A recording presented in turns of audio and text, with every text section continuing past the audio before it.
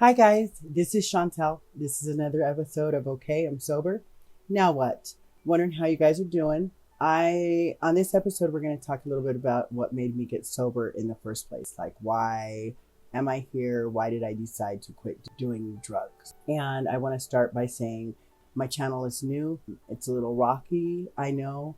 It'll get better, but if you like my channel, like and subscribe please. I'd appreciate that. Again, give me some grace, give me some leeway here. I'm new at this. I just want to share my message with everybody. So let's talk about what made me get sober in the first place. What I said in my last episode about being on drugs and alcohol ever since I was 14 was the reality of it. I was using meth for 13 years and just got sober 11/1/2023. What made me get sober? There was a few things. So in 2018, we had a little bit of a scare that I had like a mini stroke. Nobody really knew what happened. I know that I was in a store and all of a sudden I lost control in my mouth. Like my mouth was drooping.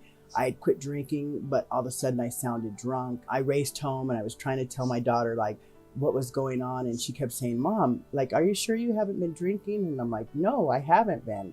And she's like, "Mom, you sound drunk." And I was like, "But I'm not drunk, Brianna. I'm telling you, this just happened in the store. I don't know what happened, but this is what's going on."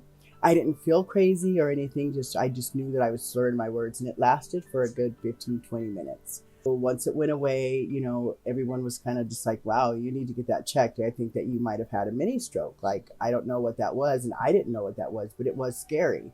I went to the doctor and they sent me to a cardiologist to rule out any kind of heart issues that might be going on. And of course, they sent me to the cardiologist, and the cardiologist ran some tests and they found out that I have pulmonary hypertension. I can't really explain what pulmonary hypertension is. The only way that I can explain it is blood pumping through the right side of my heart. I have high blood pressure in my lungs, which makes it affect the right side of my heart. Something about the pressure of the flow of the blood in my lungs affects the right side of my heart. That's the only way I can describe it. And so I started going to a doctor for that. And the doctor kept asking me like, I went there and I wasn't being honest. And he was just like, "You don't have any family history of pulmonary hypertension. It's kind of a rare disease. So I can't figure out how you would catch pulmonary hypertension, how you would get it." He was like, "Okay, well, I guess, we'll have to run some tests and see how it came about." And right before I left, he says, "I just need to ask you one more time if you're sure you're not using any drugs, because the problem is that if we try to treat your hypertension, your pulmonary hypertension with medicine, and you're using any kind of drugs, it would kill you. Okay, so we can't even really treat it right now because I don't really know if you're doing drugs or not." And so I finally was just like, "Yeah, I use methamphetamine." And he was like, "Okay, I had a feeling that that's what you were going to say. And that's basically what caused your pulmonary hypertension." He was like, "Well, I need you to stop doing the meth so we can treat you, because we can't treat you if you're doing the meth, because the meth and the medicine for pulmonary hypertension do not counteract together and it will kill you, basically. So I need you to try to stop doing meth." And I was like, okay. Didn't really take him serious. I knew that in the back of my head that I needed to, but I kept thinking, well, if I had looked up all these heart things, and if I do all these things for my heart and start eating right and stop salt and doing this and doing that, that'll help. And then I won't have to worry about stopping meth. So I'm going to do everything there is I can, work out, start walking, exercise, whatever, but I'm not going to stop doing the meth. So I would go to him and I'd be like, "So I don't eat salt anymore and this and that." And he's like, "Okay, are you still using meth?" And I'm like, "Yeah." And he's like, "Okay, well, then that really doesn't matter, And I was like, man, he's a jerk, And he was like, I would come back and I'd be like, "I started exercising." And he's like, "Okay, are you still doing the meth?" And I'm like, "No." And he's like, "Okay, well, then that doesn't matter." So I was dealing with that. And then in 2021, my mother got sick. She progressively started getting worse. And so I decided I was going to get a puppy to help with the pain of my mom being sick, and to get myself on something to take care of and not stress so much on my mom. So I got this puppy. His name was Roscoe, and I got him at 8 weeks. Me and Roscoe were inseparable. Roscoe was the love of my life. He really was. and he was very spoiled. We did everything together. I made his food. I just doted on Roscoe a lot. My mom ended up dying 7/8/2021, and I thank God that I had Roscoe to get me through that, because it helped taking care of something else, and taking care of something, to just not be so hurt by the loss of my mom. At the same time, me and my mom had some issues going on. Because of my meth use, she was raising my daughter from 5 years old on. And so I'm sure there was some resentments there for taking care of my daughter, her being retired, not being able to do the things that she really wanted to do, worrying about my kids, worrying about me, pretty much kind of washing her hands of me, really. I'm just tired of my crap. So we had a very rocky relationship. It wasn't great at all. When she died, there was a lot of hurt there. There was a lot of pain there. Things that I didn't get to say, things that she didn't get to say. It all happened so fast, and I was angry, very angry at my mom, just for a lot of things. And I'm sure she was angry with me, and to the point to where I have to wonder if when she died, if she loved me. Do you know what I mean? If she even liked me at all, even a little bit, when she died. And so that was a hard thing to deal with. And so anyway, so I lose my mom, and then Roscoe started changing. He started getting kind of aggressive. And I saw it happening, and I couldn't put my finger on it, but it started making me nervous. Like, I didn't train Roscoe at all. I tried to train him. He didn't want to deal with it, so I didn't want to deal with it. Roscoe had no training, and he was spoiled rotten. He was an American Staffordshire Terrier, which are banned in the UK because they just snap on people for no reason. Well, Roscoe started getting kind of mean, just started walking by my husband, just kind of growling at him and snapping at him when he walked by, just not being himself.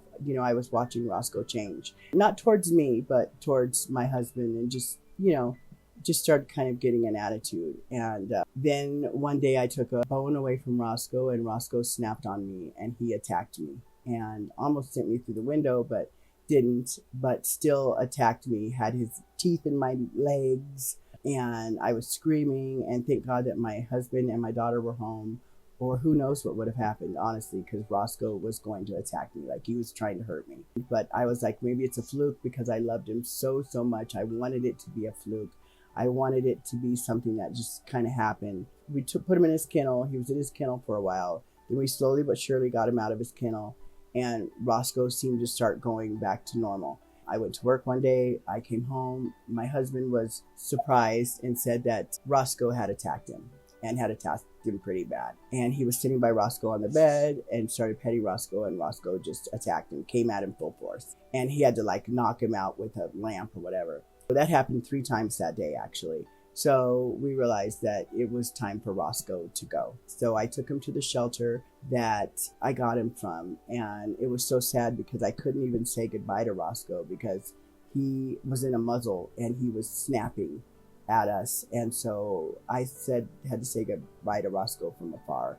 And that was the last time we saw Roscoe. I feel like because of the meth that was in the house and in the walls and on the floors, just all around him all the time, I feel like the meth got to Roscoe. I feel like that's what caused Roscoe to go crazy. And Roscoe was my dog, so Roscoe did what I did, and I didn't sleep for sometimes days and days at a time. And so Roscoe, I feel like, was the same way. I feel like when I was sweeping up stuff from the floor, that Roscoe probably ate some meth probably sometimes. I'm sure he did. I'm sure it was in the walls. It was everywhere Roscoe was. He was laying in it. It was just everywhere, because that's how much drugs we used in this house. So I feel like that contributed to Roscoe's death. And so that was a big major eye-opener as far as getting off of meth. Getting back to my mom, one more thing is that I want to bring up is the fact that when she was dying and she was at the house, I regret the fact that I was so high all the time that I could never just sit down and hold her hand and just be with her. I had to always be just wandering around the house or cleaning, doing this, doing that, but not once did I sit down and hang with her and be with her and talk to her. And it was because I was on meth and I was high all the time. And so that was a major thing to me too as well. And still trying to go to the doctor and get my pulmonary hypertension under control, and going to the doctor and telling him that I was still using. And then one day I heard my mom tell me, I don't know what you're doing, but whatever you're doing, you need to stop, because you're about to to see what the universe is going to do. And she was very clear on that. And so I was like, okay, I know. So I had quit smoking cigarettes, and I was like, okay, so I'm going to quit smoking meth. So my whole thing was I would set up a time to quit smoking meth. So Sunday night I'd smoke a bunch of meth. And then my big thing was I went to the store and I got all these vitamins, and they were energy vitamins, and I was going to take the energy vitamins, substituting it for the meth.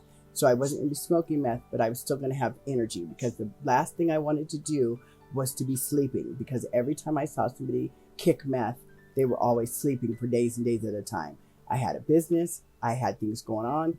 I didn't want to do that. I wasn't going to sleep for days at a time. So I wanted something that was going to make me feel like I was on the meth to quit the meth, okay? And so I was popping vitamins, energy vitamins, just popping all these pills, which would work for a couple of days. And then I would say, okay, that's enough, and go back to using meth. And my mom warned me again. And it took the last warning where my mom literally was just like I could hear her tell me, like, Chantel, whatever you're doing, you need to stop. Whatever you're doing, you need to get a hold on it, and you need to stop doing it, because it is going to start making you very sick. The universe is going to show you what it's like to get sick, and it's going to happen fast, and it's going to happen quick, and it's not going to be good, you know?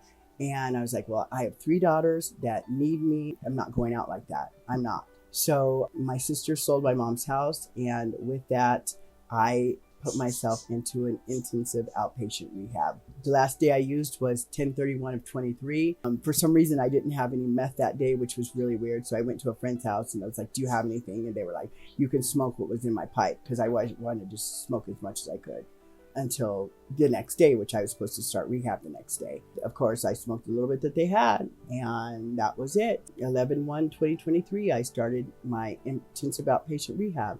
I had to go 5 days a week from 8:30 to 11:30, which didn't give me time to go to sleep during the day or to try to sleep it off. It was just willy-nilly, and I went for it. Fast forwarding it to now, I have been sober now for 8 months, and I think 7 days now at this point. And I feel like it's the best decision I made. I've got some things I want to start doing for my channel. I want to have like a meditation Monday. I want to have a Wiggles Wednesday. Let me know in the comments how you handle your sobriety. What made you decide to get sober? Did you have to hit rock bottom? Was it a feeling you had? How do you feel now? Is it something that you feel like you can sustain? Are you feeling like you made a great decision? Let me know in the comments how you feel, and I look forward to reading your comments and hearing some more from you guys. Again, please like and subscribe my channel. This is Chantel saying bye for now. Have a good day. Bye.